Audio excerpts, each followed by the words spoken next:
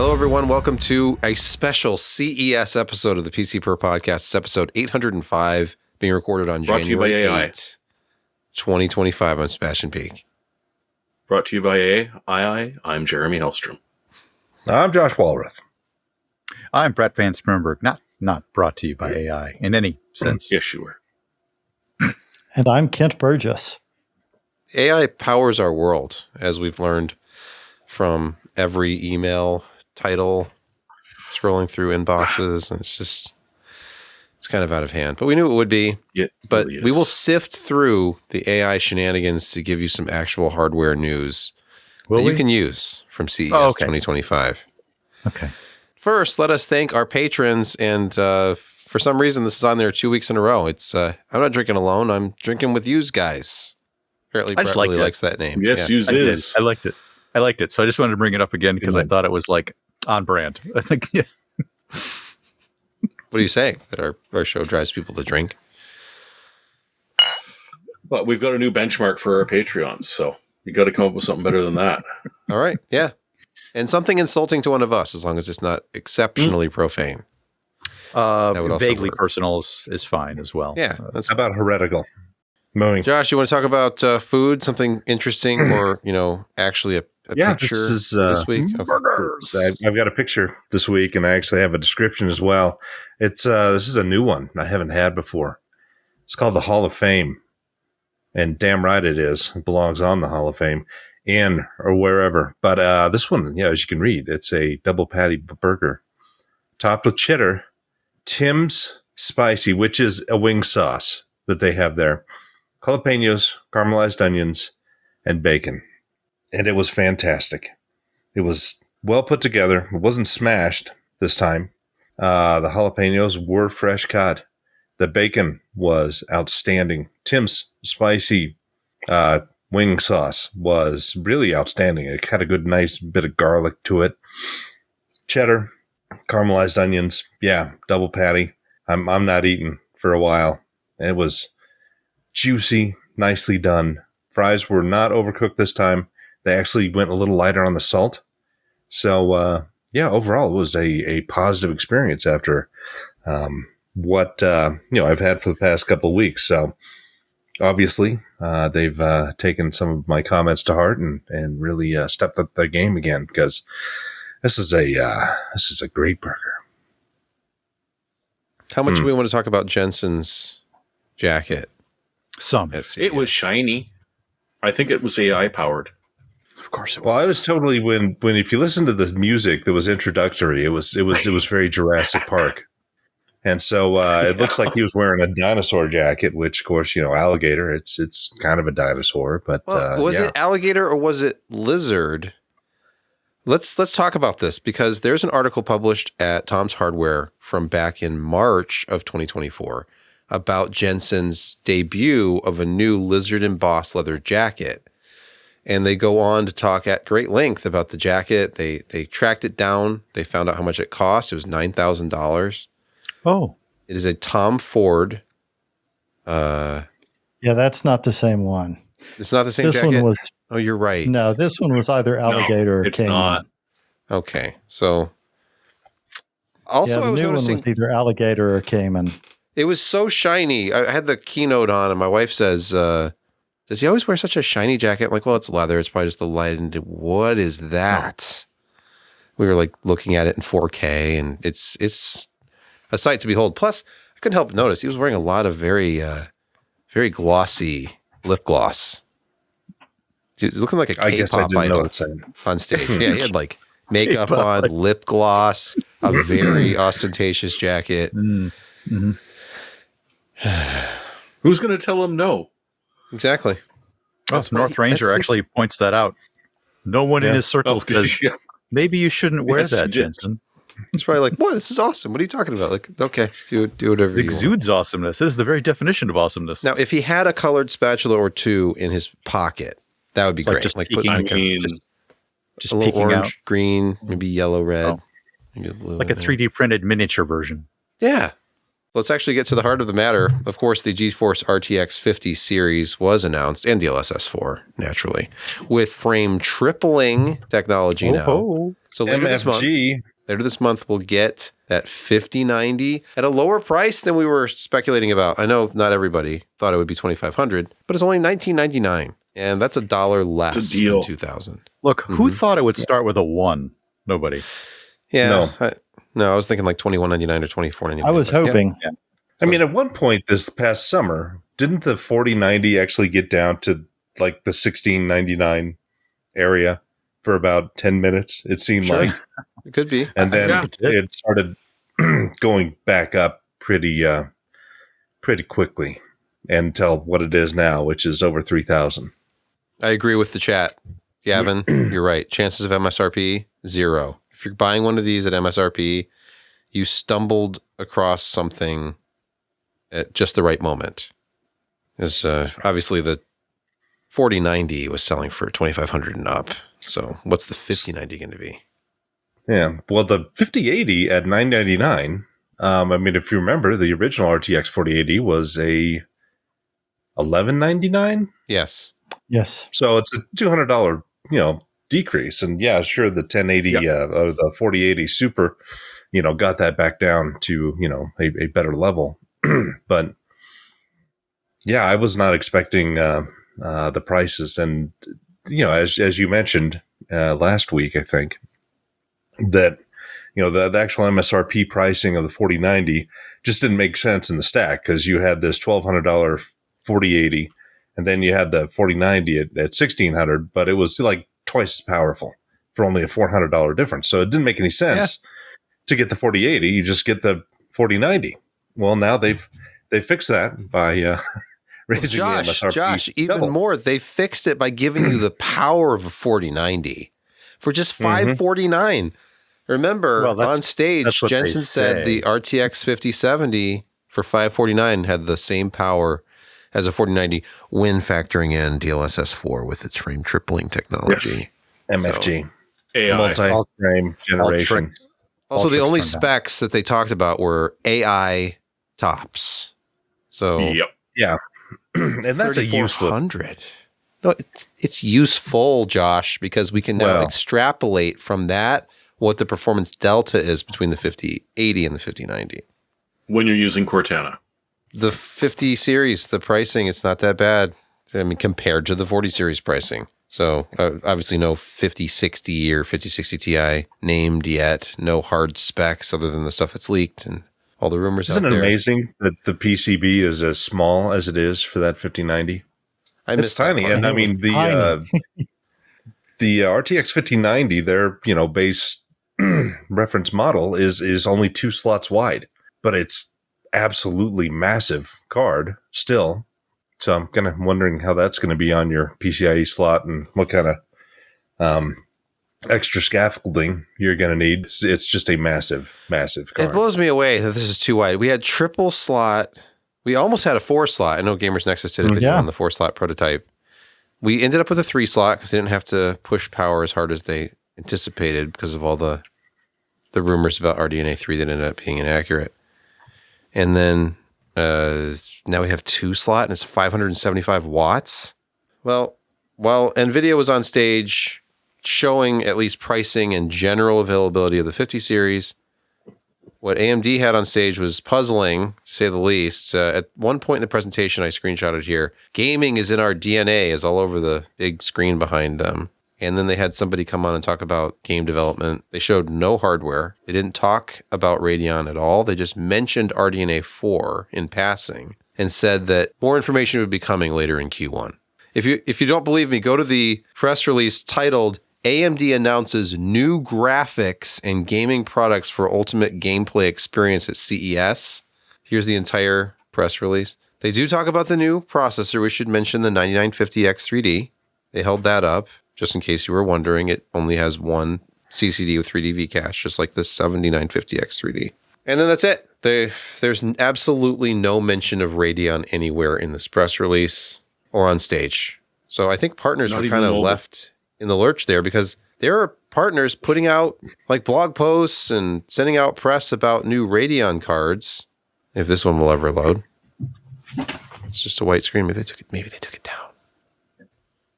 Come on. You can do my it. laptop offline. Do it, Asus. Transferring data. Oh, there it is. They took it down. Oh my God. They took it down. Okay, when I posted this news, you could read all about the new TUF Gaming Radeon RX 9070 and 9070 XT, and there's all these features. And I was like, what the heck? I emailed our press representative who handles AMD's account, and I did not get a response in time for this podcast. But I just was wondering, like, we have this, we have channels where we get information. It's either email or there's like a box share, and there was nothing. And like partners are sharing information. Well, apparently they're not. So we have to wait until later in Q1. It's almost like they kind of want to see what the competition is going to be at those price points when they actually get hands on cards, because, the 5000 series, they're going to be faster than the 4000 series at each, kind of point. Now the question even is without how AI, much? even without okay. DLSS Can I finish my point? Even base, just base, not even adding all those things, you're looking 10 to 20%, which is still significantly faster, and that's a generation to generation type leap that we see anymore. And yeah, AMD, they kind of, some people snuck a look at kind of the die size of the Navi 48. I think that's their big one, and it was approaching 400 millimeter square, which, kind of puts it in the RTX 4080 area. And so we're real curious what the actual performance is going to be. It may be a little bit higher than some are expecting. But it seems like they're working with their partners to try to figure out the best balance of, speeds and pricing, and who's got good enough cooling to push it as possibly high as they can. So they're staying apparently with the 8 pins, so we don't have the 12 volt high power or the 12 volt V to 2X V6. I can't remember the stinking acronyms anymore. But yeah, they did announce lots of the mobile parts. They're least competitive there. Dell is hopping on board significantly, which that hasn't really been seen in the mobile. They've been, Intel as their primary source for forever. And especially in laptops, you had, slightly better management stuff like vPro, and AMD's at the point where, Dell is starting to feature some of their parts in their laptops, which they really haven't done. Epic was huge for AMD to get into Dell, and they've been selling a lot of those. Believe me, a lot. Outside the server room, not so much. Yeah, and so this is kind of a big sea change for AMD with their mobile stuff, and they've got their usual partners of Lenovo, and even though they took off the nubbin on these latest generation Lenovo laptops, so yeah. And apparently someone was showing one of the AMD partners cards with the 12 volt high power, but I didn't see it. So was it? Probably. Stuff you can actually buy soon. I'm sure there'll be a deluge of new Gen 5 SSD products on the market, because you know what? Gen 3 is kind of on its way out. Gen 4 does the job and is reverse compatible. And the new Phison controller is going to make it a lot more appealing to integrate a Gen 5 solution. They have a new high performance, the PS5028-E28 controller, which is 14.5 gigabytes per second of bandwidth on read and write. Was that 3 million IOPS? Yes. Yeah. Mm-hmm. Average of 8.5 watts. So it's still up there in power consumption, but not, over 10 at least. And it's very high performance. And they have a new Dramless controller. Possibly cooled. Well, this one can be. This one, yes. Ascari. Where's the other one? There was must have missed a slide here, but there was a new Gen 5 client controller that'll be up to 10 gigabytes per second on reads. Writes probably won't be as spectacular because it is DRAMless, but there's going to be a lot more stuff. A recent review I did was on a Phison controller-based USB 4 portable SSD, which is a one-chip solution. They're like Qualcomm now, where they're integrating everything into one chip. It's really easy to integrate, so we'll see a lot more Phison stuff, I think, in 2025. We'll have to have Alan on soon, since, if you don't know, Alan Malventano works at Phison. Yeah. There's a ton of stuff out there, obviously, from CES. Here's just a few highlights. Thermaltake's lineup. I looked long and hard for a CES story that did not contain any AI, and I found one. Yeah, these travel cases look interesting. This is a different one up here. The What is it? 300. TR100 is right 600 here. Up there. Yeah, this is that's the TR100. Yeah. So it's dual chamber, very compact design. Aren't those the sonic mines from Mandalorian up top? Okay. I love those sonic mines. I'm curious about these cases. I like the idea of a slightly larger take on that sort of sandwich design that was pioneered by Dan Cases. Yeah. There's so many of them now out there. I mean, you're still going to need a low form factor GPU, but that's not bad. And it's specifically designed so that you can buy a traveling case for it, which they haven't released the pricing or the design on yet. But the idea is, you can just grab this and away you go. It's not the tower; it's the TR100. Where is the handle? That's what I want to know. If this is supposed to be. That's why you buy the case.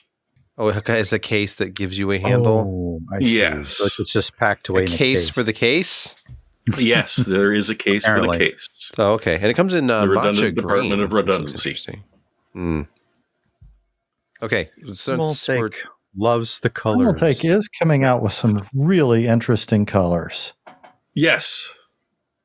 That's a Swiss racing bike company called Willier Trestina that they partnered with to do all of these colors.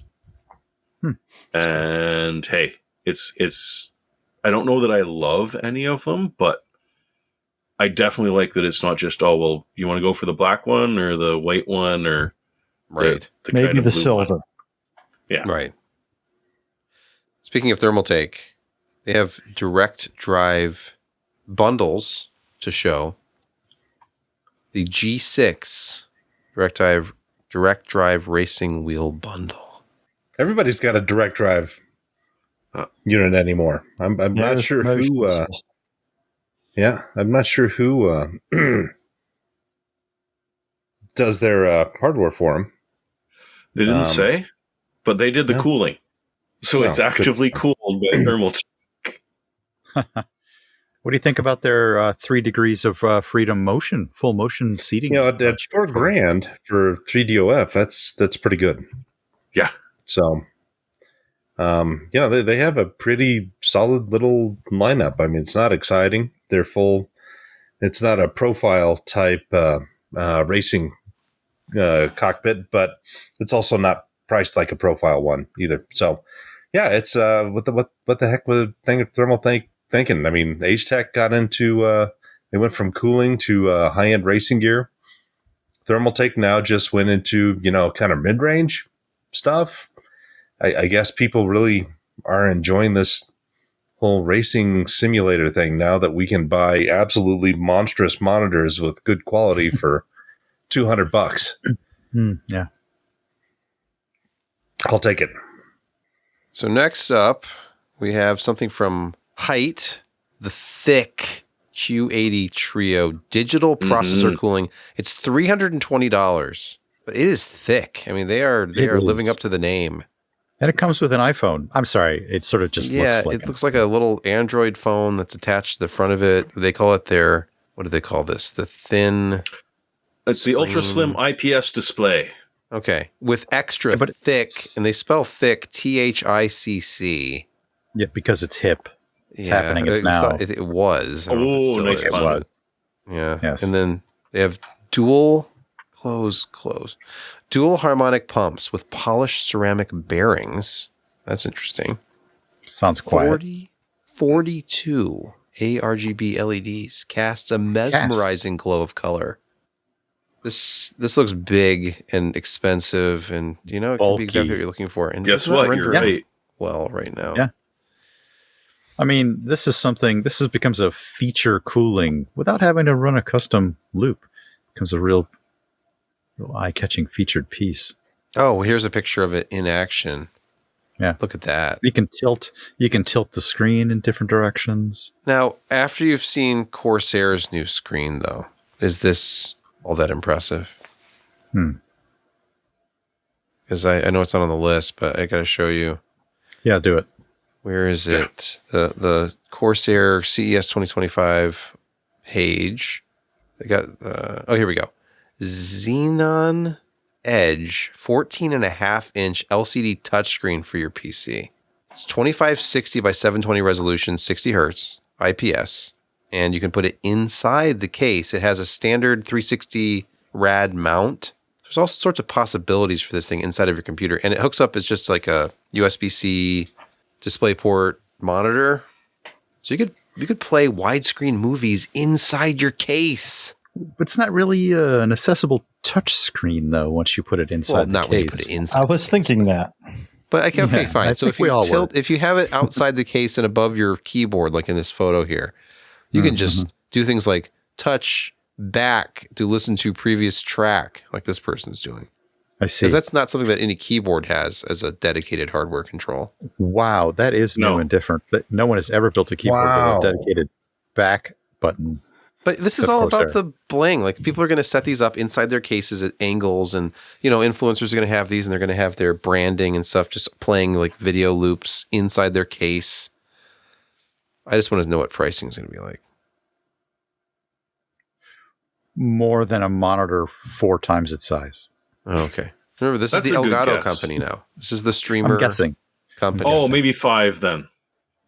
5 times its size. Yeah.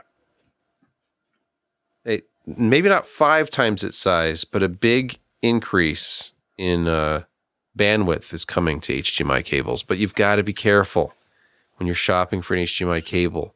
It's got to say HDMI 2.2 and Ultra 96 certified, and there looks to be some kind of a holographic tag on it. It's Ultra 96. I mean, is that a year? Is that a... Is it 96 gigabits? What is that? It is 96 it's gigabits. 96 gigabits. We're into like major DisplayPort territory here now with HDMI, where it wants to be the standard. Was this cable designed by Denon? Oh, they were the one that had the $15,000 2-meter Ethernet cable, right? They beat Monster for stupidest expensive cable. Denon, I think it was AudioQuest. Maybe I'm wrong. AudioQuest, yeah, they've got ridiculously priced cables. Dude, no, this was like look it up. It was ages ago, 15 years ago.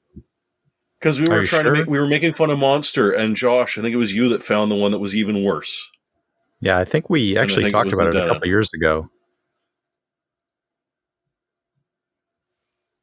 Obviously, I just kind of love the fact that HDMI and DisplayPort seem to be sticking around, and DisplayPort's kind of going USB-C, because we don't need another S-video or component, or just like, I need a graphics card with 5 different types of outputs on the back just to make sure I've got them all covered. We've got 2 fairly robust connectors, and we've stuck with them for a while. Speaking of robust connectors, on your AudioQuest Diamond Ethernet cable for $12,000. Look how robust those connections look on the ends, though. I mean, wow. Can I get it in crossover? What is that ancillary component that's sort of hanging off the back? Right, it's probably one of those like dielectric, some kind of electric device. They use these things. I mean, once you pay them enough money, they start putting these little things hanging off of their speaker cables and stuff that are supposed to be like doing some kind of charge to the outside of the... Is it decoupling and removing the ionic charge and... Something. It reverses the polarity when necessary. Mm-hmm. So it's an active device acting passively. Yeah. Yeah, it's plugged into USB, and it's totally not USB networking. Mm-hmm. I did find the Denon one. It was only $500 for 1.5 meters. Oh.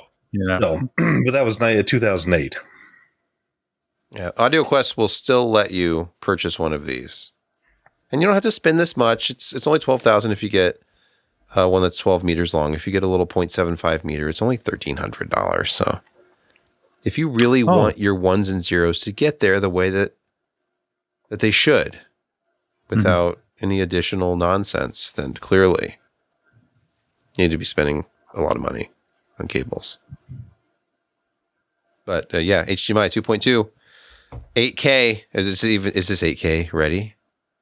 240 hertz at 8K, 120 hertz at 10K. I wonder when the first 10K displays will hit. Right? Will there be a 10K Apple Cinema display? You can assume there will be. With etched glass? It'll be the best 10K monitor ever, though. Of course. Ever. Until they come out with a second version.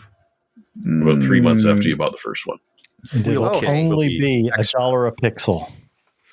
This is the perfect segue, because speaking of Apple, Dell at CES 2025, they have decided to rebrand across the board. So instead of XPS and Inspiron and Latitude, they have Dell, Dell Pro, and Dell Pro Max.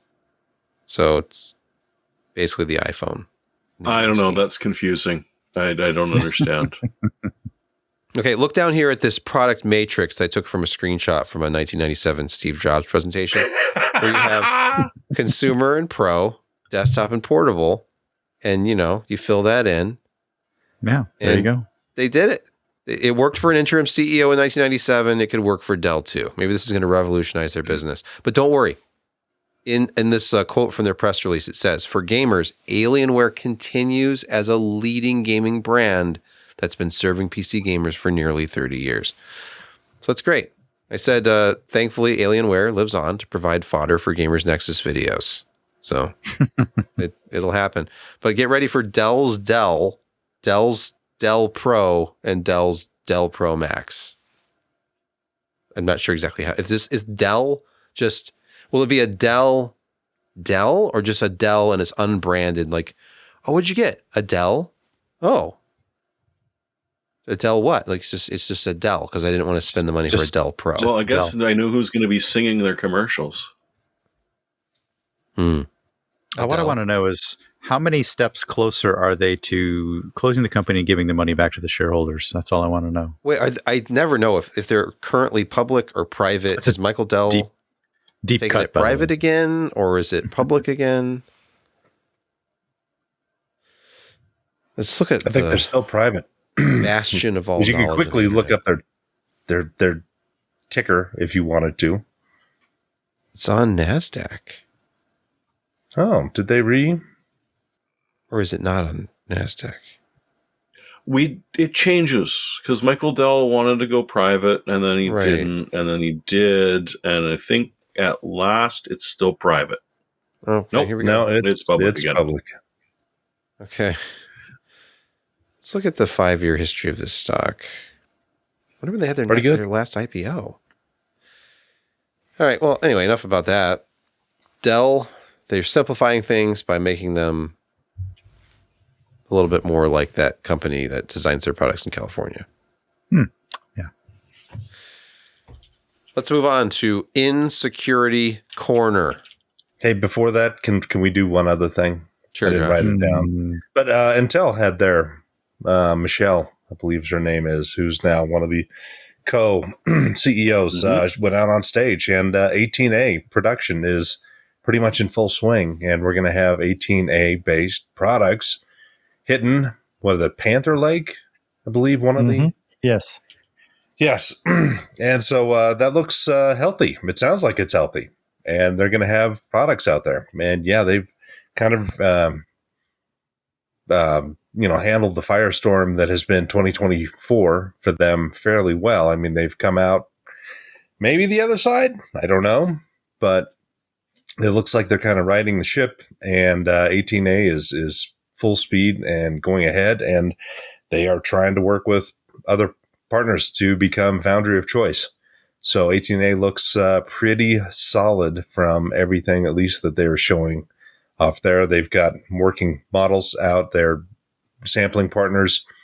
And usually that means in about 6 months, we'll start seeing actual products hitting the stores. So, they had also their CES keynote, and, they talked about some of their laptop and desktop stuff, and 18A is full speed ahead. I'm not even drunk. I did take a nap, though. Josh, I feel like the new Intel GPUs, the 850s, just had such a short amount of time in the sun. Yeah, but one other thing we should talk about is there was no new ARC news, so no B770 was announced. That itself is news. That still is news. However, the ARC stuff that they have integrated in mobile and that is really now matching what AMD has on the Radeon side, which is huge for Intel, because for ages they have just lagged in graphics performance. Now they're really on par with AMD. So expect to see a lot more Intel gaming laptops just using integrated graphics. They're high end integrated parts, and that's we didn't really talk enough about their unified architecture, which really I think is going to speed driver improvement, that they no longer have to target so many different microcode implementations of putting pixels on the screen. Their driver team is rejoicing at the unification of what they've done architecturally. So it's a positive. They're moving forward. But we have no idea when the B770 is going to be, or even if it will be. There have been rumors. I've seen stuff that chips were getting shipped in November to Intel for validation and that, and then there were some that were like it's not even taped out yet. If that were the case, if it wasn't taped out yet, then it would be next year when it would be released, and that doesn't seem very likely if they were going to do a big one. I mean, if they just stay with the B580 as their top end, I mean, they can do it. They can sell product at that spot because it's a compelling price point. It's good performance, and don't use the Intel cards on older CPUs because they just don't run well. And I mean, Intel even tells everybody that in their stuff. Use an AMD Ryzen 3000 and above, or an Intel 11th gen or 10th gen and above. Because it just doesn't work as well on those older things. So if you've got a 7700K sitting in there, don't pair it with a B580. Welcome to Insecurity Corner, your weekly reason to drink. Our first story, the CAPTCHA of Doom. Because who wants to try and figure out whether that little bit that overlapped there is part of the traffic light or not? Why not play a quick level of Doom on Nightmare difficulty and have to kill, I believe it was 3 or 4 enemies before it would decide that you were human.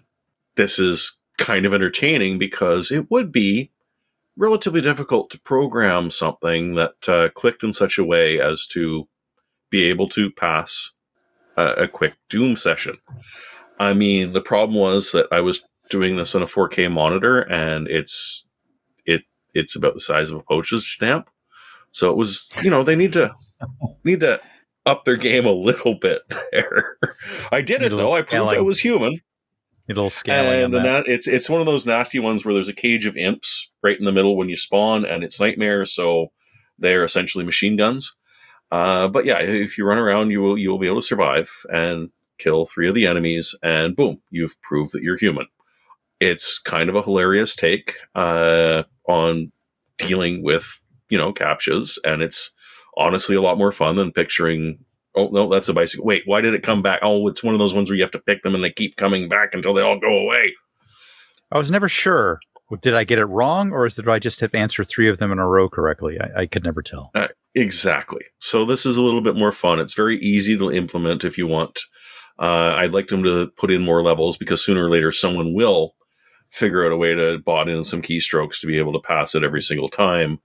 But if it never knows which level it's going to do, then that could be a little more entertaining. And besides, sometimes I'm bored and I just want to prove I'm human by killing 3 things in Doom. I think the concept is going to expand. I think you're going to start to see sort of like a game mechanic being introduced to Oh, captures. they're going to gamify it? Yeah, I get. Do you remember it was probably about a year or so ago where we did the gamification of like the Windows wait while I install your stuff?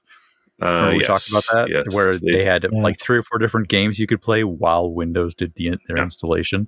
It's the gamification of this stuff will continue, but there's an actual reason behind this. They're really, testing for some sort of human intellect, which we're not sure. Gentlestone's right. Let's bring back Frogger. Maybe I used the wrong terminology. You got to make it across the human intellect. Frogger would be awesome. Yep. Yeah, I understand about the 4K issue, though. I often look at the captchas on a 4K screen, and I'm like, yeah. Is that a train or a bus? Yeah, exactly. I can't tell. I think that there's an opportunity here to relicense the entire Atari 2600 library as CAPTCHA tests. I think you're absolutely right. Commander Keen. Oh no, I'm bad at this one. Exactly. A quick round of Defender. As long as it's not E.T. or Raiders of the Lost Ark. No, it has to be. It has to be those as well. I'm sorry, you've got to get AT through the pits to be able to prove you're human. If you do, we've proved you're not human because every human would end up in one of those pits. Tank Wars, yes. Oh, nice choice. Yep. Pitfall. Was it Pitfall that Jack Black did the commercial for? Yes, he did in 1982. Yes. I made it sound much more exciting than the game actually was. Yeah. Battlezone. Holy crap. I did not know that. Yeah, he's the kid at the beginning of the commercial. They did their best to make that game seem very exciting. You had to jump on the alligator's heads in just the right way. That was 43 years ago, just so you know. Oh, never mind. I've never played it. Yeah, exactly. All right, let's move on. Ars Technica has an article on AI-generated phishing emails. They're getting so good that executives just don't stand a chance, do they? No comment. Okay. Unfortunately, no. So, I mean, the AIification of everything has come to spear phishing attacks like we always knew that it would. So what they're doing is they're feeding profile information of the targeted executives to an AI and having them craft a compelling enough message to get this targeted individual to click through or to reveal a certain bit of information, to gain access. The sky's the limit. Once they can engage with this executive and get them to do something, and then the goal is to gain privileged access to something. And I'm sorry that not everyone has received a AI generated spear phishing attack. You're just not an executive. But the cool thing about this is that so many things that start at the high end of the marketplace, and this is the marketplace of getting hacks and phishing attacks and things like that, will eventually distill down to the rest of us. So assuredly, eventually we will all be AI targets of phishing attacks. You too eventually can be a target. You too. Just hang on. You're not yet a CIO worth targeting, but this attack will eventually get cheaper, to kind of distill down to the rest of us. And I just can't wait. I'm really looking forward to this one. Yeah. From Bleeping Computer, new double click jacking attack exploits double clicks to hijack accounts. Well, don't you love it when you try and click on something and it just sort of moves a little bit? Well, in this case, what they're doing is they're telling you to double click on something, and the second that you do the first click, it puts a hidden iframe over top of it to capture that second click, which is where you agree to download something or go to a different site, or all of a sudden the OAuth that you were going to enter in for the legitimate site, because that invisible thing you didn't see, but it wanted you to double click. You clicked on that one, and now you're authorizing yourself somewhere that you really don't want to be knowing your password. It's really nasty. I mean, for the vast majority of us, the second it's like, this link needs a double click, I'm a little suspicious. I'm going to hit reload or not do this. But with a lot of people, hey, they see a double click prompt, they're going to happily do it. And since it is literally invisible, and iframes of the devil, but that's a different topic, they have absolutely no idea that this legitimate looking site or a legitimate site that had an ad that was displayed which was infected, all of a sudden has sent them off to nightmare land where horrible things are going to happen to them. It's kind of nasty. Right now, there's absolutely no defense against this, although browsers some time ago did actually implement a defensive mechanism against the original, like, sort of double click. But currently, right now, there's absolutely no way around this. But don't worry, you're not a CEO. You're not a corporate executive. No, I'm just kidding. Everybody's. You're not valuable. You're not worth anything. No one's going after you. No one. Because you watch us. You are worth something. You're worth a combined $95 million from Apple recording your conversations, because you know how Siri is always listening for those keywords? Well, or what sounds like the keywords. Apple unintentionally recorded private conversations. And accidentally sold them to third-party advertisers. No, that part was on purpose. Okay. Oh, like, hey, well, we've already accidentally recorded all these conversations. What can we do with this? What the deal was is that certain phrases or words, the way that the device heard them, interpreted it as the trigger words, hey Siri or whatever, and that was recording the conversations. But due to the agreement that you have with Apple, they're sharing it with third parties is already understood. That's what's going to happen when you trigger Hey Siri. But that's because that's part of your agreement.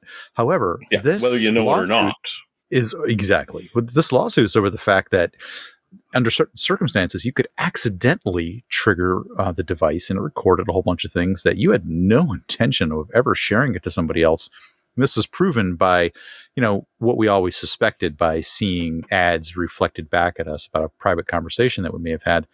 That's exactly what was happening. And they caught Apple at this, and they sued them, and Apple fought it for 5 years, but eventually won. However, the wrinkle was Apple got the courts. No, they did not.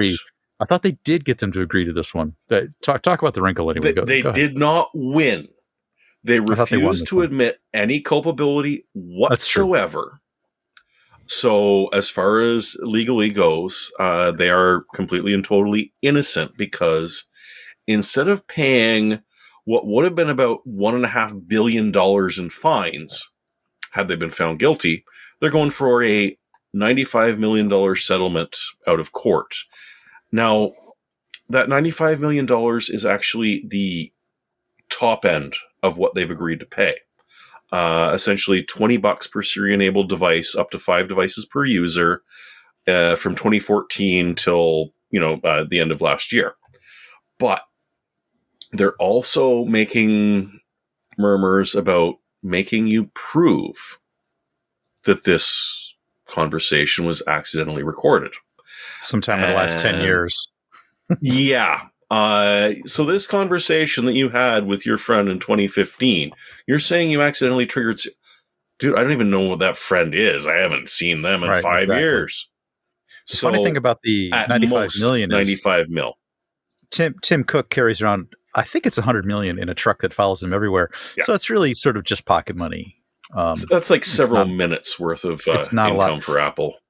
They've sort of agreed to a $20 settlement for each device. If you happen, for however many you've owned, for each up to 5.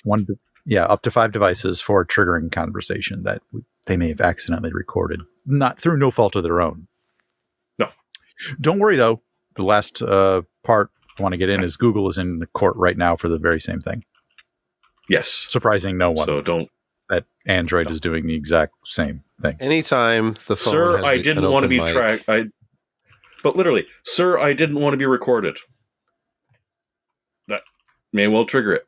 But you have Hey Google enabled, so it is recording. In fact, I it just popped up as I said that. It's literally it's putting everything I say to see if Siri on the can see if screen Cortana can right now as I Did it talk. really? the answer to this. It's It just literally triggered everybody's. yeah. Just triggered everybody's phone. I actually left the Siri engagement even on the lock screen of my phone just in case I was, trapped under something that fell on me like a car. Funnily enough, that's the one Sorry. conversation they didn't record. Send help. I'm trapped. The annoying thing is if you use these things in the car, you have to have those, voice prompted assistants enabled. I think you have to have it on for Android Auto voice stuff to work. I know you do for CarPlay. You have to have the Siri thing. Hello, this is OnStar. I've detected you've had a sudden deceleration. All right. Another story from Bleeping Computer. Microsoft Bing shows misleading Google-like page for Google searches. I know. Isn't this Microsoft continues to find a way to get lower. So if you search Google on Bing, yes, what happens? It just brings you. It pretends to be Google. It even pushes the Microsoft Bing splash down below the virtual fold, so it's below the scroll line, so that it can fully decor the visuals as if it was the Google search. Can you believe it? The much inferior Google search that Bing, just like, no, you don't need it. It'll steal the picture too. Yeah. My favorite part is one evil talking to the other in this particular article. Is Google's response to this is quote, "New year, new low, Microsoft." It's only going to get worse. Exactly. They make a lot of money. But I believe that you can still win $1 million by using Bing. I don't think that contest is over yet. This feels like evil on evil crime. I laugh. Shall we move to gaming quick hits? Oh, all right. All right. Let's talk about this will seem like a rerun. It's Half-Life 3. We've never talked about that before. Hardly ever. So they're a thing. Again, Half-Life 3 rumors have already started in 2025. Not sure what we're looking at here, but... Well, that's the G-Man whose fault it is. Okay. Well, the voice. So Mike Shapiro not posted to Twitter in like 4 years. And on New Year's Eve, suddenly did a full character G-Man post about how you should be looking forward to 2025 and how things might be. I'm sorry, I didn't bring the story up, so I don't have the quote in front of me. Next quarter century will deliver as many unexpected surprises as did the millenniums first. See you in the new year. So it's a dead giveaway. He also did an interview not too long ago saying that he was working on a project which is a blast from the past. And to be fair, he was in like Dota 2 and GTA 5. So it's possible that's what we're doing. But sorry, full in-character G-Man, epic troll, or giant hit. He choice. should have tagged. You should have written the end of it, Mr. Freeman. Yes. And you've also got a guy named Tyler McVicker who is essentially stalking Valve's code and grabbed some stuff. Not the first time that's happened. No, it's not. He is stalking Valve's code. So he's found a project called HLX with a whole bunch of new Source 2 engine stuff in it. And part of what he discovered led him to say, yeah, this is a fully fledged non-VR Half-Life game. So Half-Life 3 confirmed again, maybe not. From Ars Technica, bye-bye Windows Gaming. SteamOS officially expands past the Steam Deck. Now, we talked about these Lenovo Legion Go devices when we were talking about new Ryzen APUs for handhelds recently. You can order the Legion Go S without Windows, and it costs less that way. And the upcoming OS beta will allow for personal installs. So SteamOS, it's coming back. It's coming to handhelds. You know, I really kind of wasn't exciting. sure whether this was kind of a back, like a, hey, you can install SteamOS and deliver it that way. But they've sort of come out of the box a little bit, and they're labeling this powered by SteamOS and saying this is going to be a licensed entity, and this won't be the last handheld, at least at this point, that you'll see powered by SteamOS. The headline just asks the question of perhaps we could see powered by SteamOS on larger devices, perhaps desktop devices at some point. It will always be necessary to run Windows for gaming. Maybe this is the break in the hegemony of Windows for gaming. I don't know. But can it run Office? For your gaming box, are you really caring? Hey. Well, because then I want a primary gaming box with O365 on the side. It runs on the cloud. What am I asking? Run Windows. Of course it run runs. Windows in a VM. All right, GameStop. This may surprise you. Okay, a brick and mortar chain. We once knew it as Babbage's. I don't know if it's all the same, but GameStop, Babbage's, Egghead Computer. GameStop is closing many of its stores across the U.S. with little to no warning. Yeah, they're just like closed one day. A lot of the employees are posting on X and talking about, hey, just showed up at the store, it's closed, moving on. Looks like they're closing about 300 or so of I guess they had like 3,000. So it's like, I guess, across the US. So one less place to physically deal in, computer gear used and whatnot. Unless they do the stock tomfoolery again and, make it one of the more valuable stocks on the market for a brief What year moment. was that? It was pre-pandemic. 2021 then. So Diamond Hands kept them going and really gave them a boost for a period of time, probably almost 2 years.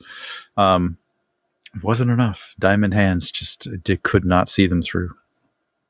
Before we go on, there was one thing that we really didn't mention, and this was NVIDIA's discussion of the software side and the stuff that they're doing with Omniverse and Cosmos, and how they just don't stop when it comes to software. I mean, their CUDA was when they pushed that, nobody was even looking in the direction, and suddenly it's the basis of a lot of that. And they're doing the same thing with robotics and driving and a lot of other different things where their software is simply miles ahead of anybody else, and how they're visualizing it all and getting things trained. And that it's just, nobody is offering anything remotely like this. And so if you thought the CUDA mode was real, and it is, they've now further expanded everything kind of AI and machine learning with the products that they're offering. It's nuts where they're at versus everybody else. I don't know if anybody else kind of picked that up on watching the presentation or thought deeply about it. No, I was there for the consumer stuff. Okay. Well, anyway. No, it was early, so I missed a lot of it, and then work exploded, and I missed the rest of it. It was at 6 o'clock your time at night. Oh, that one. Sorry, I thought you meant the first one. Which what kicked off at like about 7 a.m. my time. All Anyway. Right. Thank Ken, you for what were you about to say? that. Sorry. I watched that. I thought, the stuff they're doing with the driving, just about everybody that's doing self-driving software right now is bringing NVIDIA on if they're not already on board. They're looking to take over the world. Yeah, think of all the companies that missed out. Like it's not like this stuff wasn't there for the taking 10 or 15 years ago. But nobody wanted to invest the money to do it because there were other things going on. Intel had, but now there's AI. Yeah. Well, they were visionary.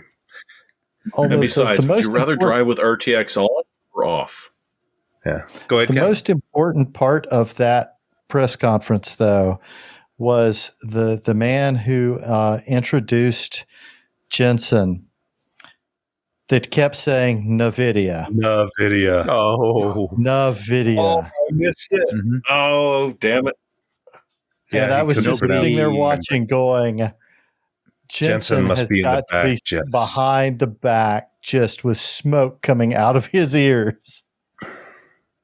And now we know Yeah. why there were no spatulas on stage.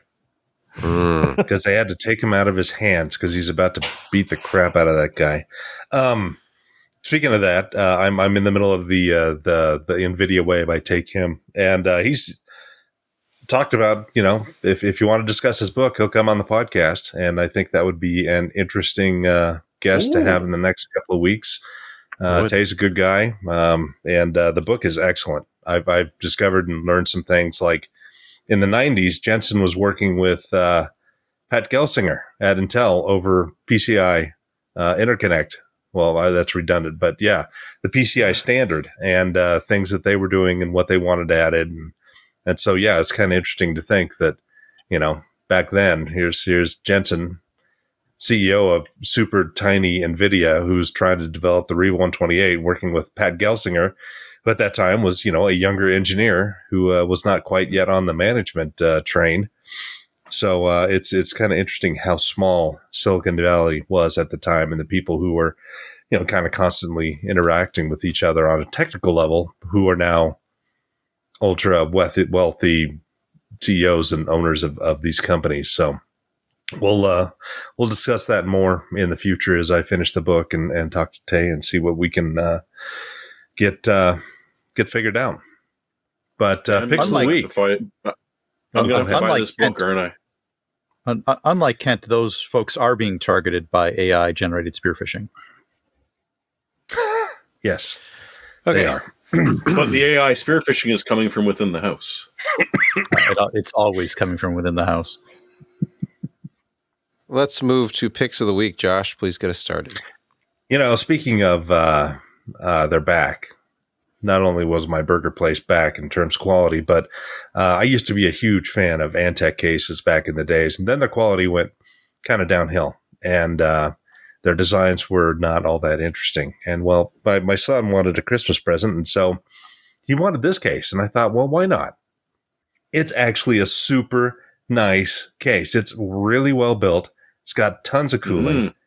The functionality of it all is nice. It's got readouts and USB and lighting control, and it's a little more expensive than what we're usually used to, but it's like one of the best layout cases I've ever worked with. All the edges are nice and smooth. There's nothing shocking about it. It just is the flexibility of where you can do the power supply.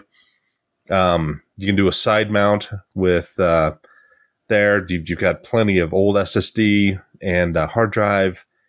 The amount of space is insane. It can take up to the really large all-in-one coolers. So this is a really super nice case for the price. And yeah, it comes with 6 fans off the bat. And quiet. It's subdued in its look. Yeah, it doesn't have a 5.25 inch drive, which knocks it out of there for me. But I was pleasantly surprised by the fit and finish of this Antec case, and the wood is not obnoxious. It adds a nice warm tone to your desktop area. So it's pretty neat, and $10 off for $170, which a little bit more pricier for a case, but super impressed by the quality and build of this particular one. And I mean, come on, when you approach a half century old, you got fond memories of walnut finished a lot of things back in the day. Yeah. Josh, I still have an Antec Sonata. I have an Antec Sonata with a PC build in it. And you'd like it because it has a door in the front that I used to have a Sonata. Oh, those were nice back in the day. piano black, and it said Antec along the side, and then like the round holes are all drilled out to spell the letters Antec along the side as cooling as a cooling vent. Subtle.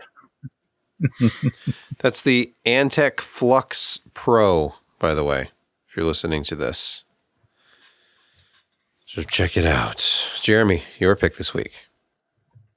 Well, I was busy dealing with the rat and the cat situation, so I didn't have much time. But hey, if you are doing podcasting, if you are even just talking to your family, they don't want to look up your nose.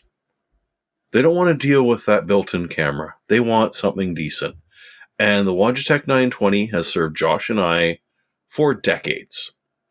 And it's currently on sale in Canada for $30 off, which makes it about a third the price it usually is. It's been $100 for forever. So if you can grab it for $70, buy it for yourself or buy it for the annoying friend that refuses to upgrade to an actual webcam. These things are brilliant. They last forever. And hey, don't look like a chump. Look like us. Okay, don't look like less of a chump than us. I see what you tried there. Yeah, don't use us as an example, but it's a very good webcam. All right, Brett. Unless you want to be fancy like Sebastian. And Kent, yes. Brett. You don't hear a lot of people talk bad about Eero as a Wi-Fi mesh networking environment. You don't often hear a lot of bad things about them. So head on over to Woot. They got a sale on some Eero base stations, the Wi-Fi mesh router, a couple of different versions of that over there. They're factory refurbs, as well as the range extender. They have that there. So the Eero Pro Mesh Wi-Fi router, $55, $54.99. And the second link on that one, Sebastian, is the range extender, which is you're very likely to need with your mesh network. $45 for the range extender. Not bad to get into the Eero environment. Dip your foot into mesh networking. Begin your Eero era. Exactly. I've got Eero, and it's pretty flawless for the most part. It's I don't want to worry about. I mean, if I were, truly hardcore, then I'd roll my own PFSense router and solution and all that. But for just a home use where I'm not serving anything from here, I'm not hosting any games, I'm not doing anything like that. It's just easy to set up and manage, and you can do those other things router wise if you wanted to, but you have to go through your cell phone and their app, and that sucks. I hate it. They have no interface, no local interface. You've got to have an app. Yeah, but these are sort of fire and forget. Just plug them in, set them up, use the configuration option once, and get good Wi-Fi in some hard to reach locations that has relatively seamless handoff from base station to base station. For those of you in Canada, ignore this pick. Holy crap! Don't buy it up here. What? Those a little bit more?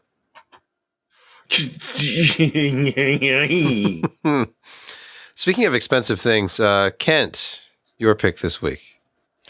It is expensive, but it's on sale, and it's not anywhere near as expensive as retail. But, it's a pretty good value if this is something you need.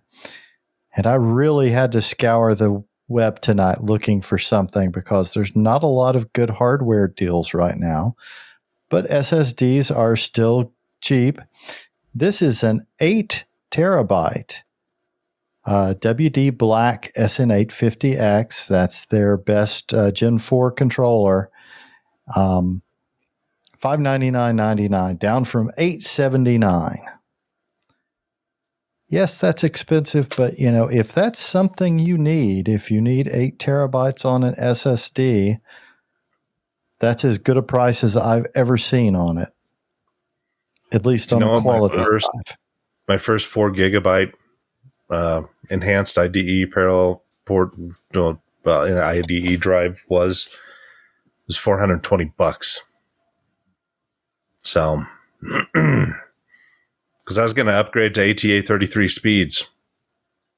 Yes. Going from single-digit hard drive speeds up to a max of 33 megabytes per second was, yeah, it was the promised land. Wasn't Maxtor the only one that did 133s, or I remember? Yeah. I think Maxtor was the only one. Someone else might have, but Maxtor is the one I got. Yeah, me too. Because it like violated the spec or something. I don't remember. Oh yeah, no, it was supposed to be like 100. Yeah, 100 was the max. Yes, and 133 was a little bit outside the spec. I have a couple of sealed Maxtor SSDs, hard drives from that era that I think are 133. I should get one out and just see if it even works.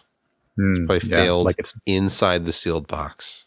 It probably didn't you have to install their own special driver for that? I can't remember. It's been too long. Well, VIA had one as well. But yeah, there was a special thing you had to do to get the 133. Probably had to move a jumper. And even that. Well, there were jumpers back then, yes. All right. Well, I don't have a pick this week, and I think it's time to wrap it up. It's one of those things where if we were at CES, we might have done some kind of show, or we would have been too tired. But we're all here. You know, if you used AI would have picked you a pick, and it would have been an AI pick. Or it would have just started doing Josh had like 2 years ago. I just recycled. Just had an AI profile you, as if you were a CEO or a C-suite executive, and start having make picks for you.